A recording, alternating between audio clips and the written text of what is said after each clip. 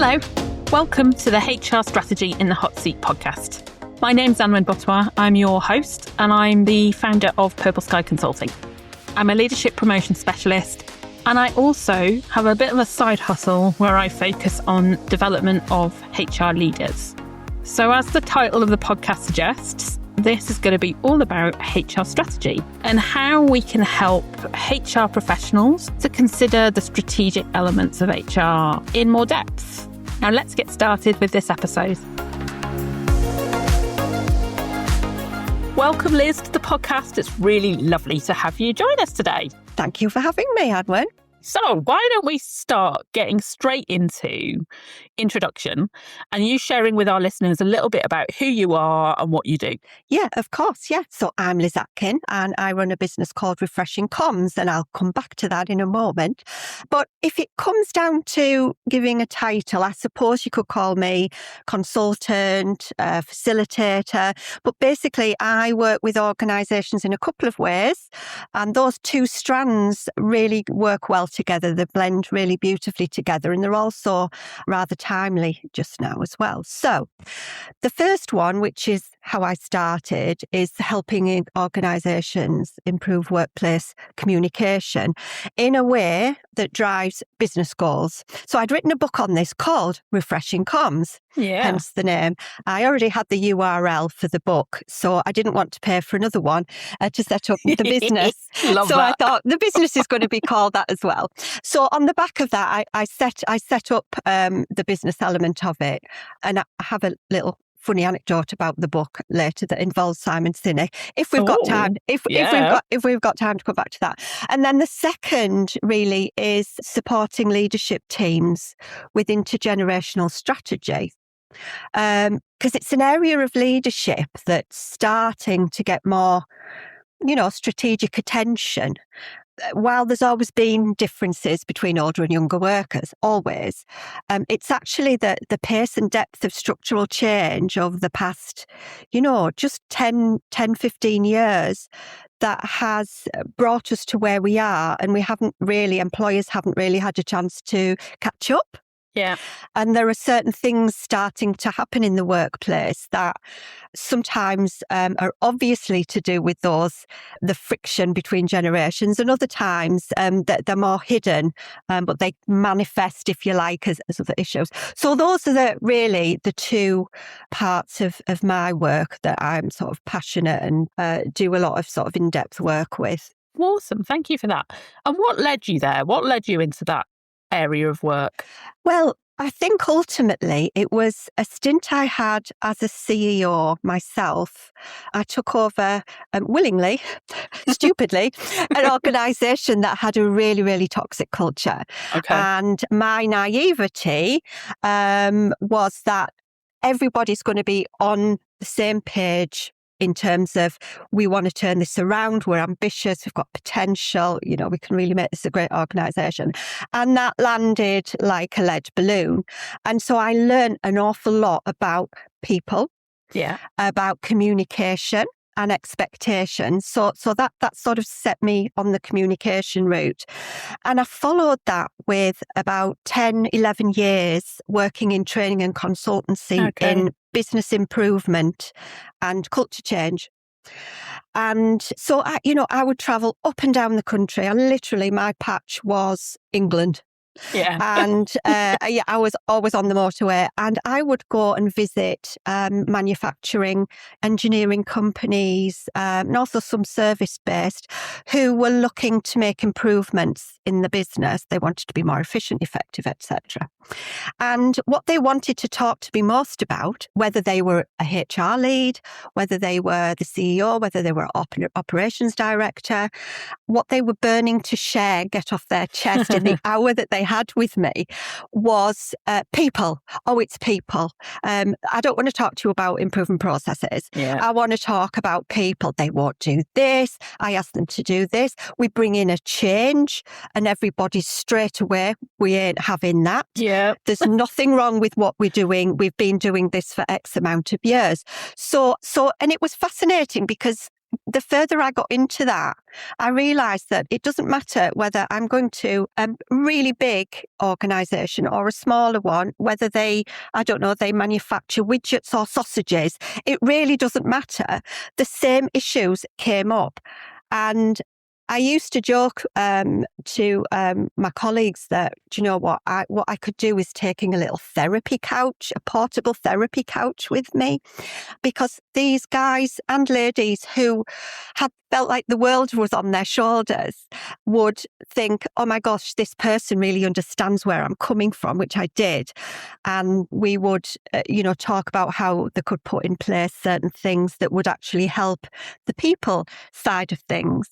So that was basically the sort of the double bomb, if you like, that propelled me. And then, I wanted to write a book. I got frustrated that communication strategy, internal communication was seen as this big, complicated, expensive thing.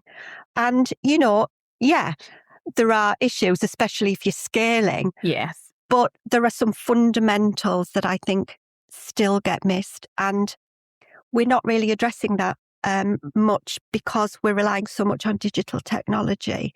So those opportunities to communicate properly are sort of dissipating a bit. And I know we're not necessarily going to fully concentrate on communications today, but I'll make sure there's a link to your book in the comments, in the show notes as well. Thank you. Whenever I've done any focus groups with colleagues or anything like that, poor communication is constantly in the top 3, I would say, of complaints that colleagues would share around how they feel about frustrations within the organisation. I mean, I don't think comms has never been in the top 3 of that conversation I've had. Yeah. It's just such a great opportunity to try and get right. And it can be difficult because it feels like it's too much, or that it should be simple and we don't approach it simply, and therefore it gets out of control. Yes. And it's like, it doesn't need to be like that. That's right.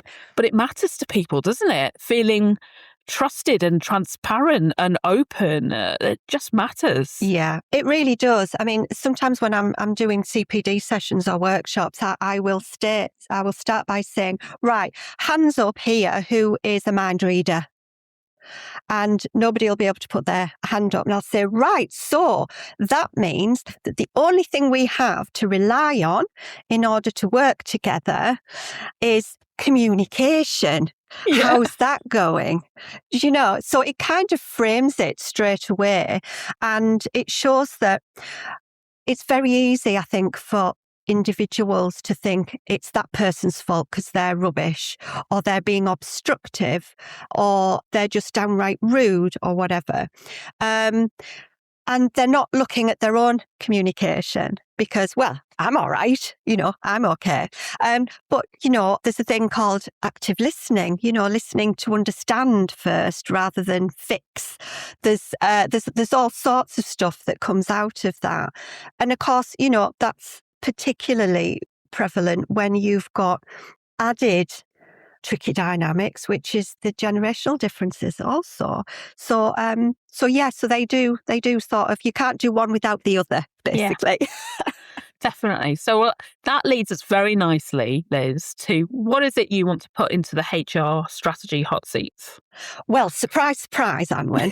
I would like to put the intergenerational workforce in there. It's not very catchy, but as a pun, but yes, that's what I would really like to do. Fantastic. So why is that important to you that we put that into the hot seat for HR strategy and HR leaders? Well, because of the massive changes that have been happening, we have more older workers staying in work. We've got delayed and phased retirement for obvious reasons, mainly financial, but also, we're living longer, we're healthier, we want to keep contributing, we've got loads and loads of experience. And also a lot of employers are hanging on to their seasoned workers because of the skills gap issue as well. So we've got this group who are very much embedded in the workforce. Then at the same time, we have the new generations whose lives have been shaped quite differently in a world that's, let's just say, a little bit upside down. And there are, I won't go into all of the reasons, but basically they are coming into the workplace saying, you know what, we want something different. We want something better. We have boundaries. We also have these issues. We lack confidence. We haven't been able to build up social skills and all of these things. So HR is not going to be outside of these conversations, you know, and there are a lot of emotions at play, and they normally come from, you know, bias and prejudice rather than real facts. So it can be quite a knotty problem, because we've got to this stage now where employers are actually being forced to look at and think about how they cater for younger workers in a way that they didn't have to bother doing for the other employees. And so it's not surprising that that breeds a little bit of resentment. So employees are sort of stuck in the middle. And HR are obviously going to be bang in the centre of this as well. However, this doesn't just sit with HR at all. It's everybody's responsibility to make it work, but those conversations and the momentum has to start at leadership level. And of course, as a HR professional, depending on how your organisation is structured and how much of a remit and anonymity even that you have, will depend on what it's possible for you to do. So I think there are a lot of things that can be done, and we just simply can't cover that in this short podcast. But I would say the biggest mistake would be treating generational problems as a problem to fix, and then sort of trying to run around and accommodate everybody with a whole raft of different stuff, different platforms for communication, different activities that just ties you in knots and becomes just unmanageable. So I would say start with strategy and not stereotypes, because like anything in business, this needs to be commercially framed and embedded in your overarching goals and objectives, because then it has purpose. It's not just a nice sentiment. And once it has purpose, it should have more attention from leadership. And the real advantage really comes from leveraging those differences, being the differences of an experience and perspectives, different thinking, and obviously the skill set as well. But I must add a caveat here that I'm not fantasizing over some sort of utopia where all the generations, you know, work like best friends at work. That's not going to happen. But to be honest, the organisations that are attracting and retaining the best talent and getting the most out of their workforces are the ones who are doing certain things intentionally. Yeah. Intentionally. So, for example, KPMG, General Electric, yes, they're bigger, they have the resources, but it's good to see them taking a lead. And I think what SMEs can do, smaller organisations can do, is look at those strategic levers first of all to make sure you're creating the right conditions. So examples of that is, I've already touched on leadership. It has to start with leadership level, and what that means is they have to actually sit around a table and make sure that there's a shared awareness, and an alignment. Because there's not always alignment at leadership level, some level of alignment in terms of what the priorities are. Why does this matter to our organisation? What are we seeing? What's the experience? What's the feeling? Because they may not have a lot of sort of data or anything to go on. So I think they need to get stuck into some sort of creative and resourceful thinking. And like I say, I know that's not always easy. I would imagine HR should be part of a leadership team. So I will just assume that at the moment. So it's very much a shared agenda across leadership functions.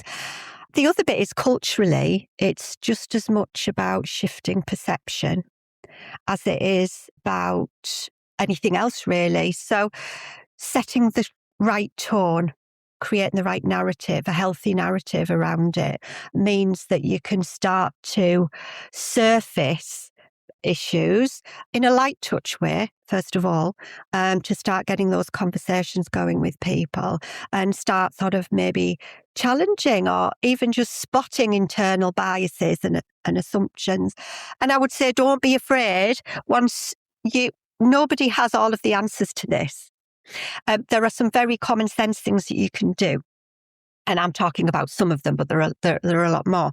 But don't put any unnecessary pressure on yourselves as a leadership team, because when you approach this more widely and start to roll it out, whether it's conversations or actually new working practices or policies, you need to be honest and say, look, we don't have all the answers, but we're going to co-create, and that's another strategically. We're going to co-create what we think is going to work. And you know what? If we get it wrong, we get it wrong, but we've learned and we'll iterate as we go along. But we need you on board. We're on board as a leadership team. And then, the leaders don't have to come up with all of the answers. They must involve their managers, because the manager level is really important for so many reasons, but also the wider employees. And the final one would be just checking that you're not, on the one hand, sort of coming up with plans and promoting more collaborative working across sort of age diverse teams, when your performance review policy really just focuses on individual output, short-term targets, next career move, that sort of thing. So those are some of those. I love the focus on co-creating and the conversations. And it's a really valuable skill set to build into your organisation, isn't it, generally? Where do you see the problems organisations can face when they start that co-creation process, when you have got these very different ways of thinking or experiencing work? What are kind of the common problems that an organisation might encounter? Yeah, I think it comes from the, unfortunately, natural assumptions and opinions that people have, because that will be their starting point. And so what you're doing is, when you start talking about this and rolling it out, you are trying to navigate and manage different mindsets. Not different ages, but different mindsets, different ways, different lenses. People are looking at work and their working relationships and all their different attitudes through a different lens. So it's like, oh my God, you've got all these. It's almost like different species. Sometimes it can feel like, because some of the stuff is really polarizing, like Gen Z. I mean, these are provocative statements, and they're not my statements. But you will have seen them. Gen Z have no work ethic. They're entitled, they're lazy. That's quite a common one. But from a Gen Z point of view, and I've had on in workshops that come up to me and say thank you, that nobody's ever described me like that before. I've always been thought of as a stain on society sort of thing. Is that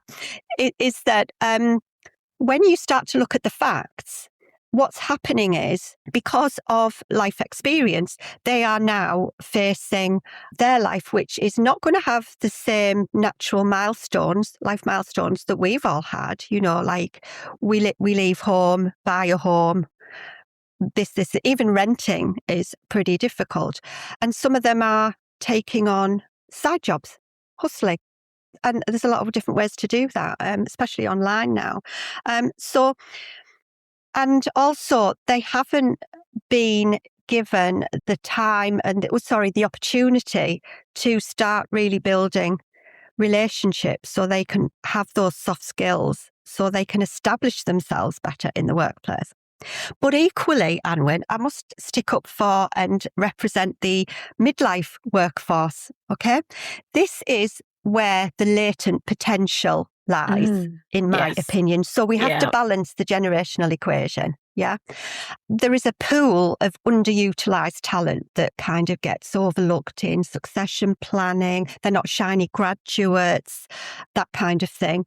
So, but they have so much rich proprietary knowledge, institutional knowledge. They have a wealth of life experience. They've got the battle scars from being in the organization or being in a certain professional role. And they make ideal buddies, mentors for younger people if you can create the right conditions.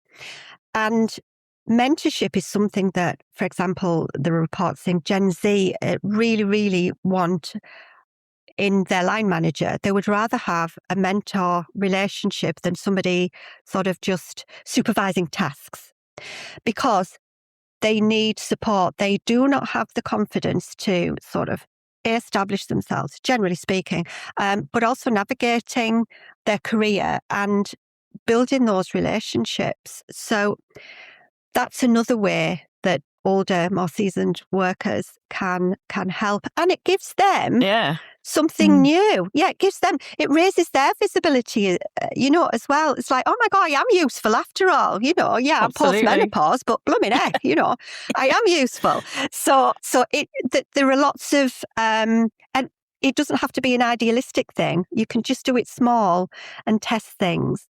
So one of the things that I think is of great benefit, and in fact, they are being run in some of these bigger companies, is intergenerational, structured and facilitated intergenerational workshops where you explore working relationships.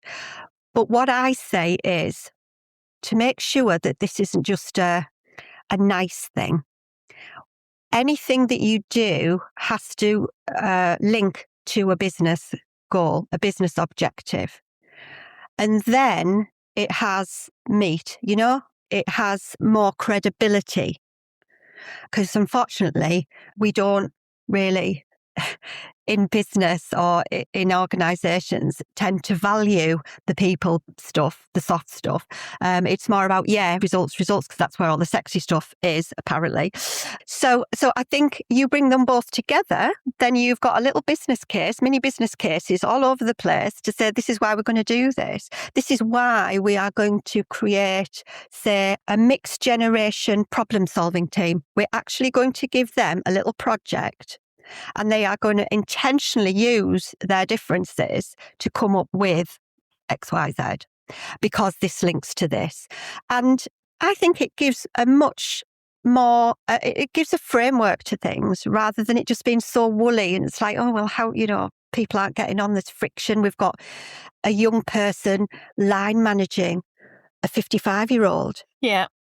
What I find so interesting about those task groups where they're bringing their diversity of experience, of thoughts, of input into the working environment. What do you see as the conditions that are required in an organisation for those types of experiences to work really well? Oh, well, that's a great question. And I think there are certain things that have to happen at the same time.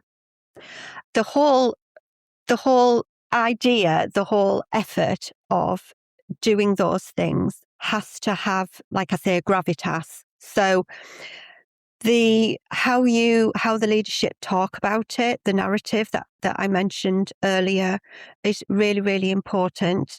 And I think it's up to leaders to make sure that they have a set of statements, at least, and values that they're going to apply to this, because other people will be looking for guidance on it. So I think there has to be some clarity there in terms of this is what we're trying to achieve. We haven't quite worked out how we get over the bridge to get there yet, but we're going to work with you to do it. There will also be individuals, like actual individual people who may bring barriers, may have already made their mind up on this. And in HR, you can't always bring everyone with you, So I think you also got to be quite real and have a process in place that can address that in a way that doesn't stigmatize somebody, but allows that opinion to be factored in, but then when it comes back out the other end, if things are done correctly, it will look different. That person will be seeing things differently. But there's got to be a why for people. There has to be a why. And if you can say, well, actually, this is going to help you with this, if you can link that to your career pathway and how it will enhance, then that's something very, very tangible for people. Something that I haven't touched on, sorry, I know this is such a big topic, but something that I will quickly touch on is the fact that the younger generations are not aspiring to climb the corporate ladder. Interesting. Yeah. Yeah. So they don't, it's not that they lack ambition, and there are the reports and studies that show this. It's just they really prioritise lateral growth over that normal upward trajectory. So this growth mindset means that they are hungry for and expect learning and continuous learning and development opportunities. And they might then want to make sideways moves, rather than upward moves. Yeah. So a couple of questions for employers is, well, so where are tomorrow's leaders going to come from then? And secondly, how are you going to retain early career talent if you haven't got those flexible sideways moves? Do you know what's interesting for me there is and this is about understanding the multi-generational elements and what that different conditions are required in those scenarios. So I left the workplace, set up my own business for all kinds of reasons. One of the reasons was I wanted more flexibility. But could I achieve that in the job I had? No. If I'd been able to do my work in a much more flexible way, reduce my hours, have more flexibility to do some of the other stuff that I wanted to do in my life, I might still be in the workplace now.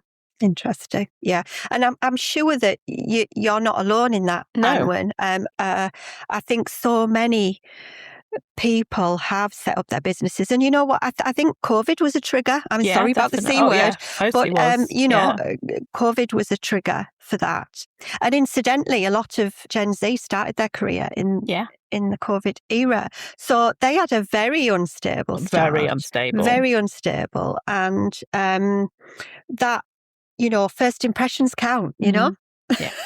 And I think that's a really interesting point around where this fits in your HR strategy. It's like, it's not just how it works within the day-to-day activities, but actually what's the systems you're creating to enable those multi-generations to remain in workforce, but also cater to their differing needs. So it probably would be better for the Gen Z that I was still in work to help do that mentoring and that developing and that element of things. But because I'm now out of the workforce, what impact is that having on those skill development opportunities for people? Yeah, that's it. I mean, it's not only the workforce where generations come together.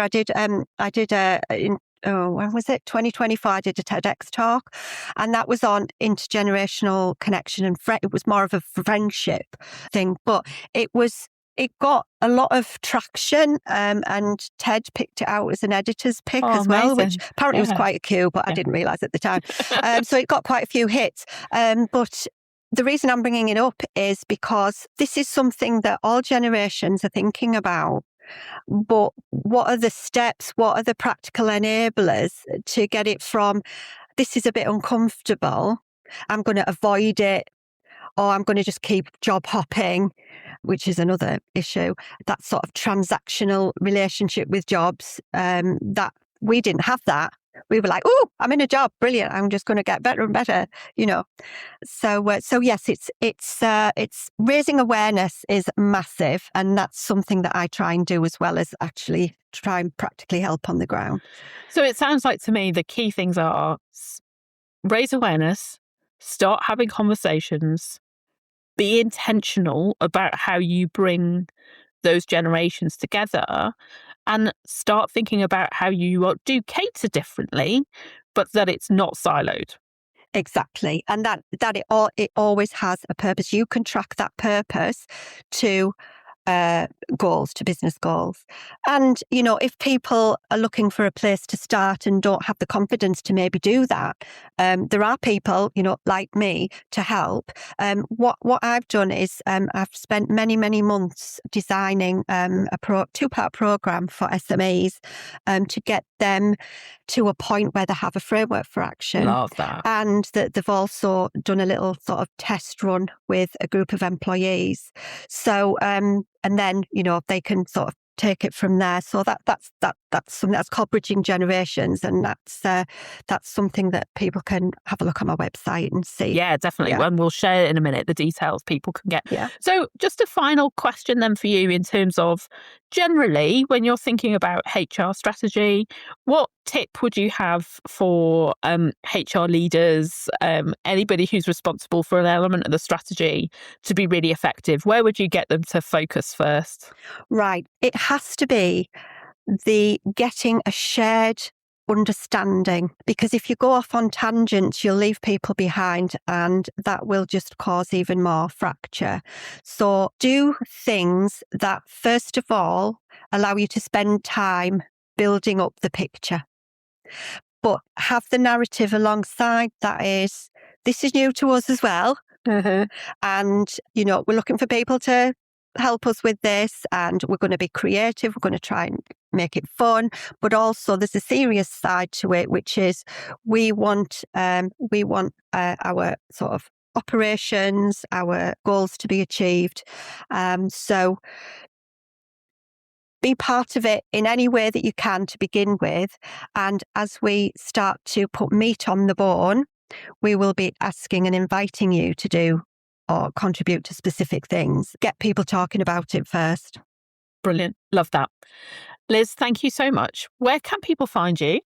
Well, you can find me, my website is core.uk. My book is on Amazon or Waterstones, any of those really. And I'm also on LinkedIn. You can find me on LinkedIn. And we will share those links for people. And also, I'll find the TEDx as well, so that we can give people access to that. Because get a few more hits. Yeah, I've not seen that actually, so I'm gonna give that a watch. Oh, as it was well. terrifying, but fantastic at the same time. That is so brave. That is so brave doing something like that. I'm really, that's very, very cool. Liz, thank you so much for joining us. You're very welcome. Thank you for having me, Anwen. It was great to be in the hot seat. Thank you for joining this episode of HR Strategy in the Hot Seats. Please leave us a review. Let us know what you think about this episode. What did you think about the topic? If you have any thoughts on topics, themes, questions, guests you'd like me to cover in future episodes, please do let me know. Get in touch with me via LinkedIn or drop me an email at anwen@purpleskyconsulting.co.uk. Hope that you could join us on the next episode and make sure you share this with any of your network too. Thank you.